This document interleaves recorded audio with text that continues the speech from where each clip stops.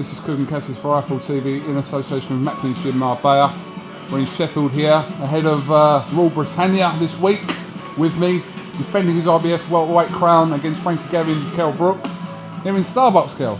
Here in Starbucks. This is your local Starbucks. First time I've been in here, to be honest. I don't really come to town much, but I've got a coffee on the way and warm myself up before we do the media workout. Absolutely. Just want to touch on you about someone else who's gained an IBF belt in the super middleweight division, James DeGALE. A brilliant win over DeGALE in Boston over the weekend. You must be pleased for him being a stablemate, promotional stablemate of yours. Absolutely. Him going out there and doing what I did, winning a world title abroad. You know, I always knew that he could do it. I always knew that, you know, James has definitely got, you know, the skills. And I did believe that he had the mindset to do it, which he went out there and did. You know, he's travelled. He won a gold in Beijing.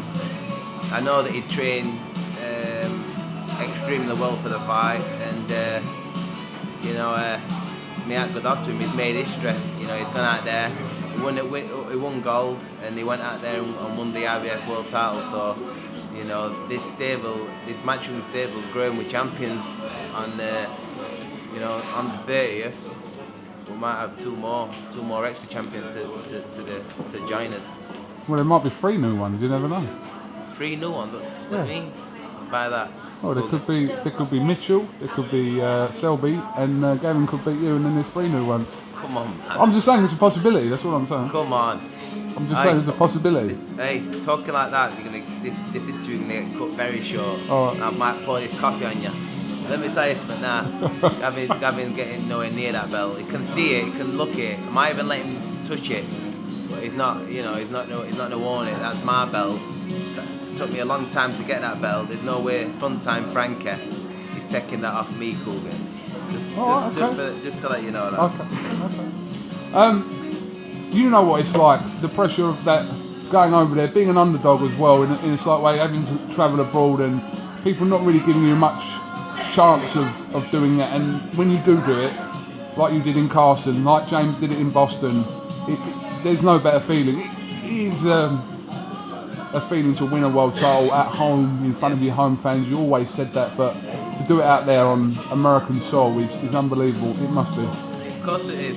You know, you've got everything stacked against you. You're going to. Everybody knows, you know, Americans love to keep it over there. You're flying out of your comfort zone. You're going over to, you know, to the champion's backyard. You know, they're putting you in little small changing rooms. They're doing this. They're messing you about. They're messing things up. Messing you about while you're there. You've got to keep. You know, if you can keep yourself focused and you were born to do it and everything else, you'll come through it and you'll win. You know, if you can fight, you can fight. You know, no matter what people try and do to try and take your mind off off what's in hand. You know, it won't happen. But you know, if you're made for it, you're born for it. You know, you just come through it, and you know, it tastes so much good. You know, winning it in the champion's backyard and taking it off him. You know, it really is. It's you know, a great feeling. Let's talk about your fight with Frankie Gavin this week, Saturday night at the O2. Obviously, before you can think about any of these summer showdowns potentially with whoever, you've got Frankie Gavin in the way, British welterweight world title fight. Tell me your thoughts right now. You know, I'm excited. Momentum, you know, from the Jojo Dan fight. You know, I've been back in the gym straight away. I told Eddie that I wanted to be fighting as soon as possible. He came up with the Frankie Gavin fight, and it's an exciting fight for me. You know, Frankie Gavin's wanted this fight for a long time, and he's got it. You know, two Brits to be fighting for a world title. You know, I think that's exciting on its own. But you know, he's wanted it. He found that he desperately wanted the fight. You know, he's seen things in me. You know, what he believes he can beat me. He believes that he can win. And, you know, I've got my. I'm on Gavin. You know, I'm not looking past him. You know, I know that he's a very good, classy boxer, and I know that he's up for this fight. You know, there's no pressure on him, and he always performs when you know, when he's in for a big fight and he's up for a big challenge, you don't get any bigger than this. So you know, I've trained very hard, and you know, I'm taking Gavin very seriously. The night before your fight, Amir Khan fights Chris Algieri in New York. What are your thoughts on that fight, Kel? I haven't really got much to say about that. You know, I ain't got really much to say. Do you think he'll win that fight comfortably? Yeah, I think he will. You know, I think he's played it safe with that fight.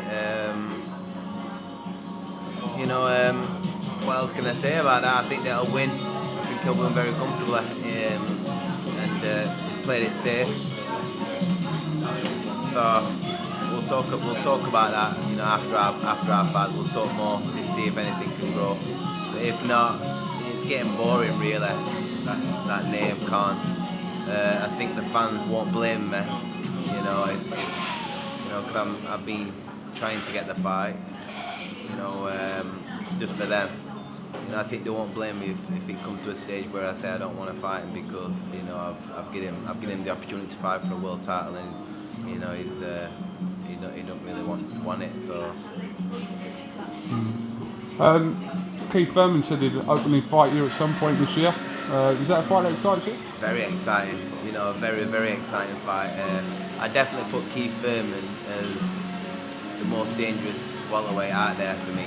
You know, definitely. You know, it's a hard fight, but it's a winnable fight. You know, I've seen things in him what I'd exploit.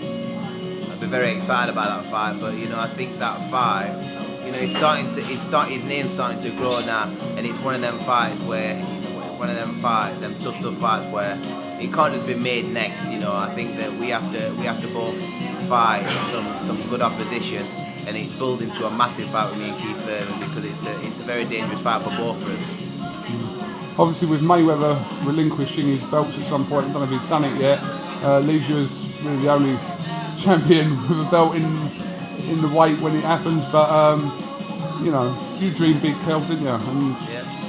Mayweather's 49th fight. You know, I don't know if he's got rid of the belts or what, relinquished them. But you know, there's me who've got the IBF belt. You know, I thought to myself, if he wanted all the belts, yeah, he'd come and fight me, you know, before. But at the end of the day, I'm still here. I'm still unbeaten. I'm still world champion. So the fight still could get made. I'd be very excited. The dream come true, fighting, you know, the best pound for pound fighter out there. Does the Pacquiao fight interest you as well? Definitely, yeah. You know, Manny Pacquiao excites me a lot. I'd love that fight, you know, at the end of the year, and you know, another fan-pleasing fight. Well, listen, like I said, Frankie Gavin in the way before any of these fights can be made possible. So we'll have to see. 0-2 Rule Britannia. We will have to see. We'll have to see. But I'm ready. All right, KELL BROOK, listen, thanks for talking to IFL TV, and good luck with your workout today, and we'll catch up with you later in the week.